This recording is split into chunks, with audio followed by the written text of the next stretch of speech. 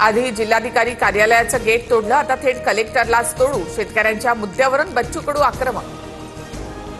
बच्चू कडूंनी पाधी गावात येऊन दाखवावं, गुलाबराव पाटलांचं आव्हान. तर 5 तारखेला शेतकऱ्यांचा मुलगा येतोय, देखते है कौन जितता है. बच्चू कडूंनी गुलाबराव पाटलांचं आव्हान स्वीकारलं. वाल्मी कराड समर्थक गोट्या गित्तेसह 5 जणांवरील मकोका रद्द.